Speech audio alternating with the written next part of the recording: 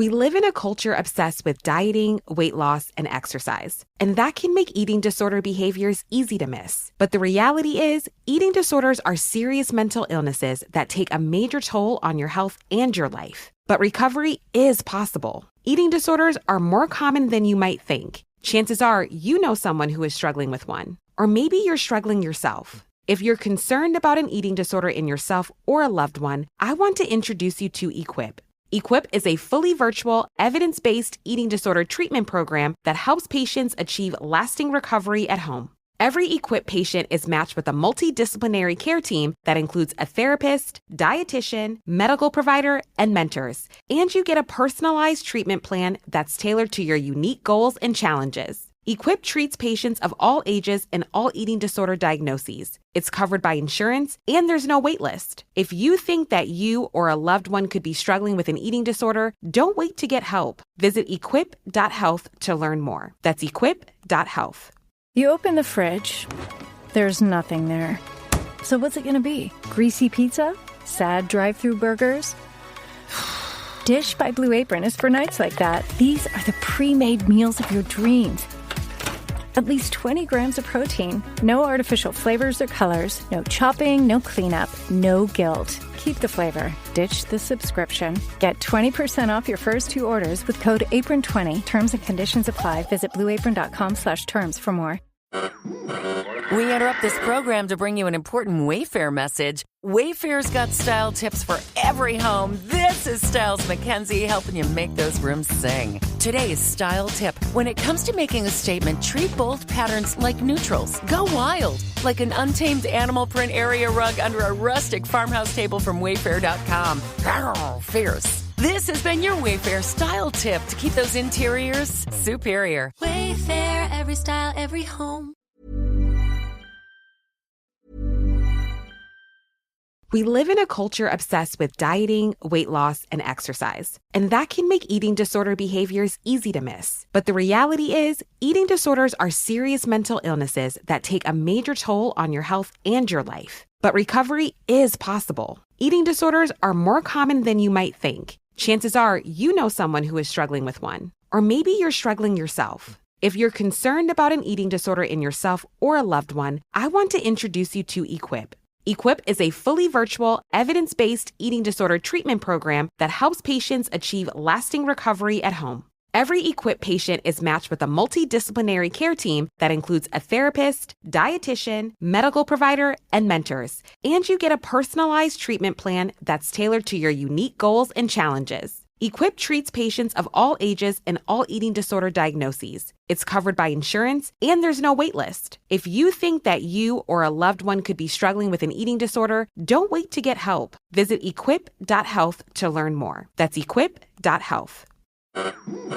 We interrupt this program to bring you an important Wayfair message. Wayfair's got style tips for every home. This is Styles McKenzie helping you make those rooms sing. Today's style tip. When it comes to making a statement, treat bold patterns like neutrals. Go wild, like an untamed animal print area rug under a rustic farmhouse table from Wayfair.com. Arr, fierce. This has been your Wayfair style tip to keep those interiors superior. Wayfair, every style, every home.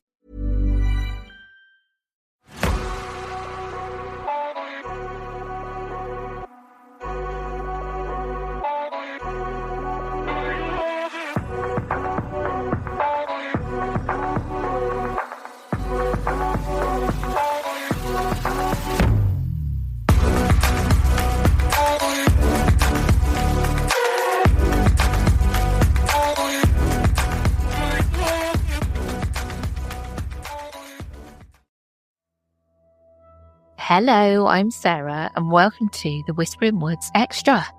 I've got some more Pukwudgie stories to share with you today, and I'll get straight into them. Are you ready for the stories?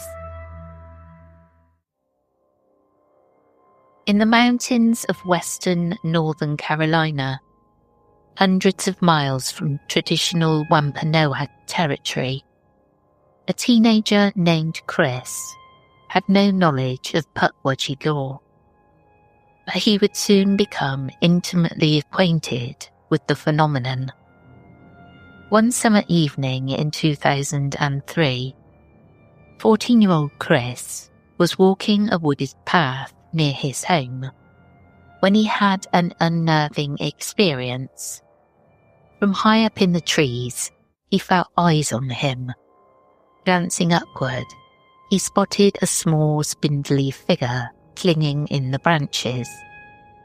In the dying light, it reminded him bizarrely of a monkey. An orangutan lemur hybrid was how he described it later. The creature was about 3 feet tall, with a thin, wiry build and a covering of light brownish hair. It peered at him from behind the leaves, studying him. For a long moment, boy and creature stared at one another in mutual shock. Then, in a flash of motion, the strange little being leapt away through the canopy and vanished into the forest without a trace. Chris was left standing in the path, wondering if he'd lost his mind. He half expected to hear a thud or see an escaped pet lemur scampering off. But the woods were deathly silent. In the days that followed, he scoured local news for any reports of escaped exotic animals. Nothing.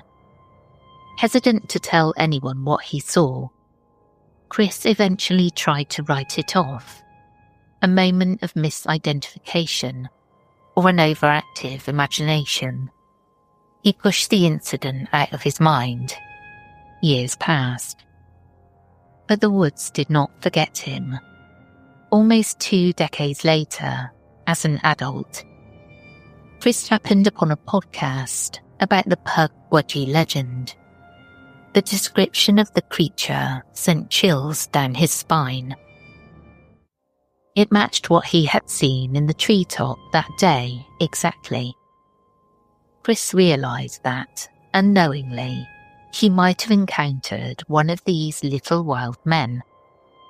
This revelation nagged at him, stirring up old curiosity and old fears. Against his better judgment, he decided to return to that patch of woods to see if anything unusual might happen. Perhaps it was a foolish dare to himself, or perhaps the Pukwudgie still lingered and was subtly calling him back. One crisp afternoon, Chris hiked alone in the familiar grove of trees where he'd seen the creature years before. The forest was quiet, except for the crunch of his boots. He stood under the tree where those glowing eyes had been and called out softly, feeling a bit ridiculous. "Hello, is anyone there?" Only the rustle of the breeze answered. He waited, simultaneously hoping and dreading to see a small shape scampering in the canopy. Nothing. Eventually, as twilight settled, Chris sighed and turned back toward the trailhead. Perhaps whatever he saw was long gone. He didn't realise his mistake until something whizzed by his ear. A small stone smashed against a tree trunk inches from his head. Chris ducked. Another pebble zipped out of the darkness, this one hitting the ground near his feet.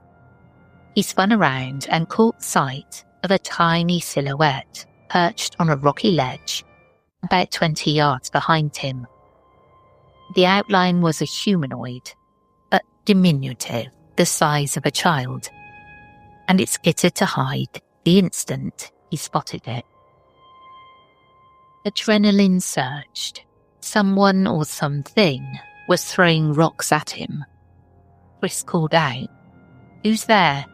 his voice betraying his fear. An eerie giggle echoed between the trees. Another pebble came sailing, this time striking him hard in the shoulder. Chris yelped. That was no accident. It was a deliberate throw with intent to hit. He fumbled for his flashlight and shone it toward the ledge. For just a second, the beam caught 2 glowing eyes and a flash of leathery grey skin. A small face peered from behind a boulder, and then it was gone in a blur of motion. It looked like the same creature he'd seen as a teen, now showing itself, only to pelt him with stones and taunt him. The realization hit him that he had essentially provoked it by coming back. A warning crystal clear formed in his mind. Leave. The air around him felt charged with hostility. He didn't need a second sign. Chris took off running down the darkening trail, while behind him, just out of sight, small stones continued to patter through the leaves. A high-pitched, chittering laugh, almost like mocking laughter, followed him part of the way. By the time he reached the safety of his vehicle, Chris was shaking with terror and relief. He hasn't returned to those woods since. I don't really plan on going back, he admits emphatically. The encounter left him convinced that the Pukwudgie remembered him and resented his intrusion. First it had simply observed him. Now it escalated to a physical warning. Chris wondered uneasily what might have happened if he had stayed any longer, or if one of those thrown rocks had hit his head instead of his shoulder. Legends say Pukwudgies love to toy with travellers, and one of their most infamous tricks is the phantom light, a bobbing orb of luminosity that draws the curious ever deeper into danger. A paranormal investigation group from New England discovered just how deadly serious this trickery could be during a visit to Vale End Cemetery in Wilton, New Hampshire. Vale End is an old burial ground, well known in local lore for ghostly phenomena. But in more recent decades, it has gained a more frightening reputation as the hunting ground of something inhuman. Researchers say that Pukwudgies infested the cemetery's surrounding woods, and that these malevolent entities had been causing physical harm to visitors. One investigator, Fiona Broom, famously removed information about Vale End from her website out of fear. She believed the Pukwudgies there were responsible for attacks, and even the death of a friend who had visited the site. Locals told of stories of being shoved or scratched by invisible assailants among the graves. By the time the team arrived, warnings were posted everywhere. Enter at your own risk, and never go alone after dark. Armed with cameras, a small group of investigators ventured into Vale End late one night, determined to separate fact from folklore. Among them was a researcher named Mike, who had heard the tales of the aggressive little troll-like creatures. He was sceptical but alert. The moon was a thin slither. The graveyard lay in gloom beneath the towering trees. As the team spread out among the old headstones, they noticed the silence. For a while, the group only encountered the typical spooky ambience of any old cemetery. Some unexplained wisps of fog, abrupt cold spots, perhaps a fleeting sense of being watched. They began to wonder if the stories were exaggerated. Then the light started. It began at the tree line, beyond the ring of graves. A faint bluish glow flickered between the trunks. Mike caught it out of the corner of his eye, like a lantern bobbing. "Over there," he whispered, and the team hurried toward the spot. But the light winked out. A member of the team thought she heard leaves rustling and quick pattering footsteps. Then another glow appeared, this time off to the right. It flashed and darted further away, deeper into the woods at the cemetery's edge. The group followed, spreading out their flashlights, excitement growing. This light, too, vanished, only for a new one to show up even further in. It dawned on Mike that these lights were leading them on, step by step, away from the entrance. A sense of dread curled in his gut. The playful dancing orbs seemed blatantly strategic. As they pushed toward the newest location of the light, the feeling of being watched became oppressive. Twigs snapped just out of sight, as if small figures were skittering behind the tombstones. One investigator swore she saw a short silhouette dark across the path ahead.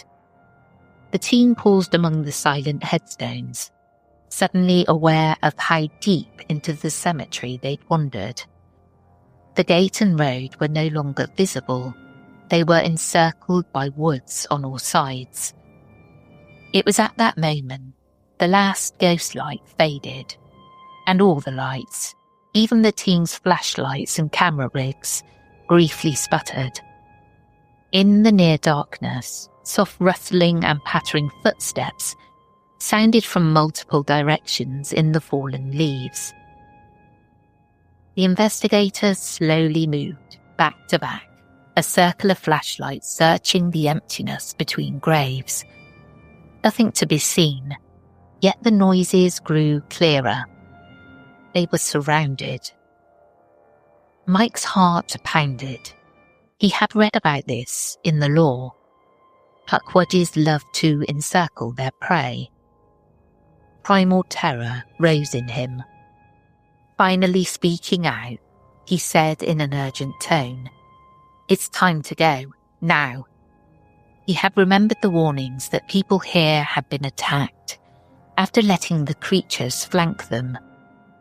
The others didn't need convincing. As one team member later stated, she'd begun to feel a crushing pressure on her chest, a suffocating sense that something unseen was closing in. The team started hastily making their way back toward the path, trying not to break into a panicked run.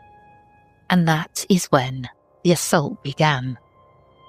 Out of the darkness flew a shower of small projectiles, sticks and pebbles whizzing past their heads. One woman cried out as she was struck on the leg by a thrown rock. Another investigator felt a stinging slash across his cheek, as if clawed fingers had reached out from the black and swiped him. The group broke into a sprint, dashing between gravestones with beams of light jostling wildly. Behind them, several short figures scampered in the shadows, just barely visible for an instant before disappearing. A flashlight caught a pair of glowing red eyes low to the ground, and a grinning mouth full of sharp teeth. Then it too vanished behind an obelisk. A menacing chattering sound, half laugh, half rasp, echoed among the trees, bouncing from all sides and needling into their ears. By the time the investigators stumbled back onto the main path near the gate, the phenomena stopped as suddenly as it began.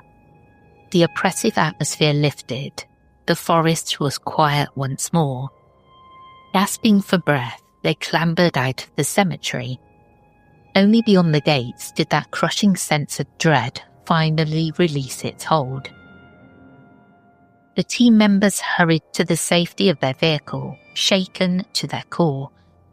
In the harsh electric light of the car's interior, they examined their injuries. A bruise here, a shallow cut there. Thankfully, nothing serious. But all of them knew it could have ended much worse.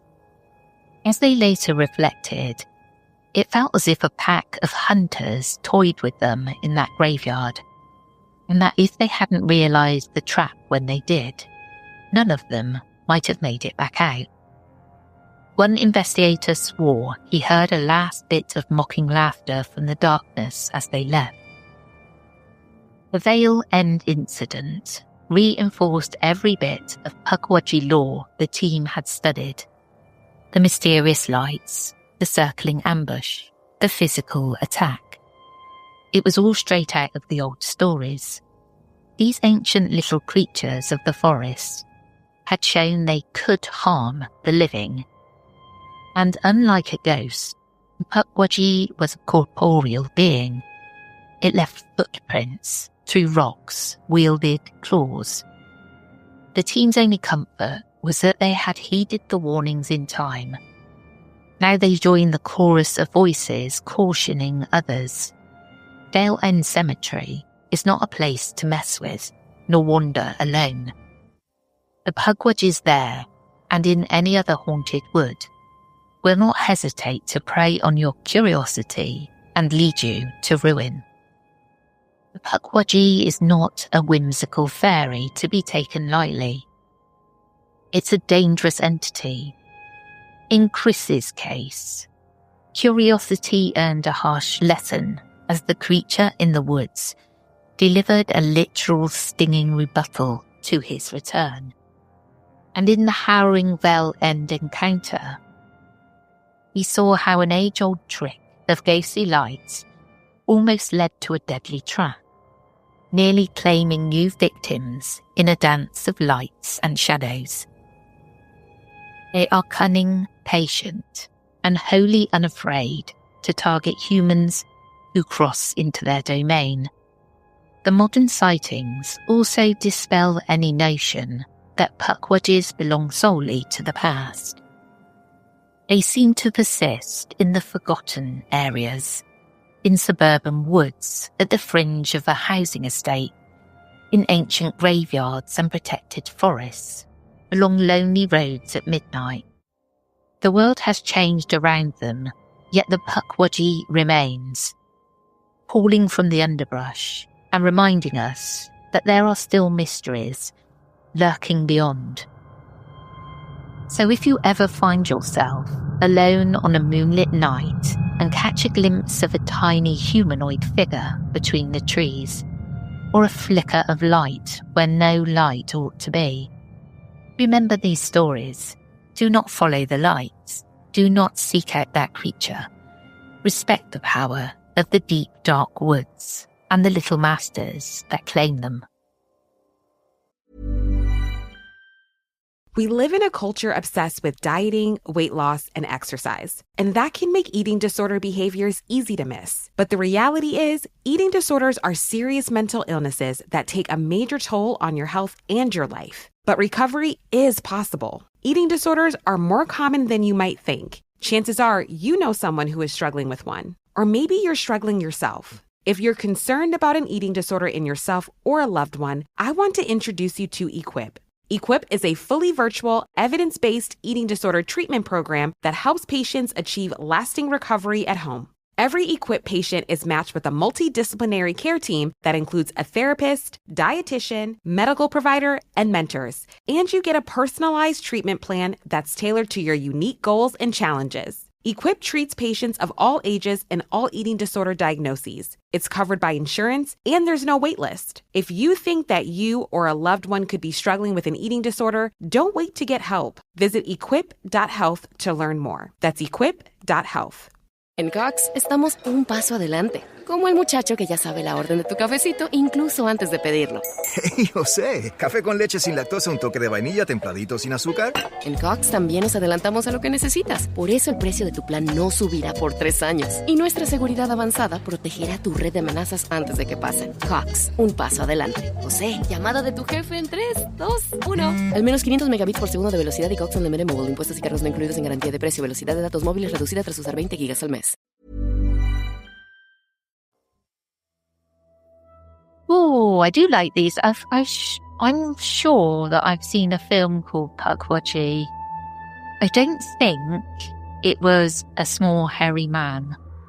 I'm pretty sure that the way the Pukwudgie was portrayed in this film, it was like a witch or something. But I'm going to have to rewatch it now because I can't remember But, we all know my brain is really fuzzy. So I could be completely wrong, but I'm sure I remembered it as a witch or something in the woods. Well, that's it from me today. I hope you enjoyed. And I'll catch you on the weekend if you're tuning in to After Dark. Take care, everyone.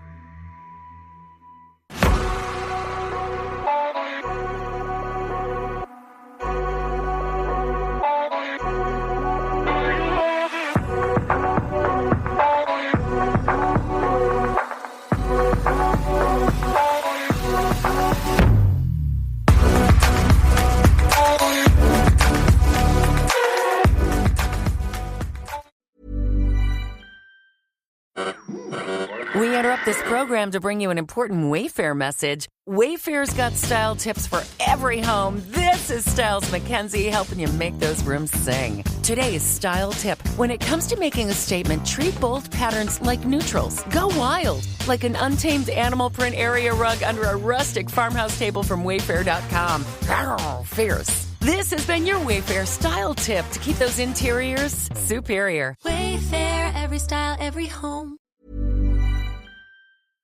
The stories told on the Whispering Woods are inspired by historical records, witness reports, and local folklore. While every effort is made to research and represent events accurately, some details, names, and locations may differ from official accounts or have been changed out of respect for those involved. These episodes are created for storytelling and entertainment purposes and should not be considered definitive fact or investigative journalism.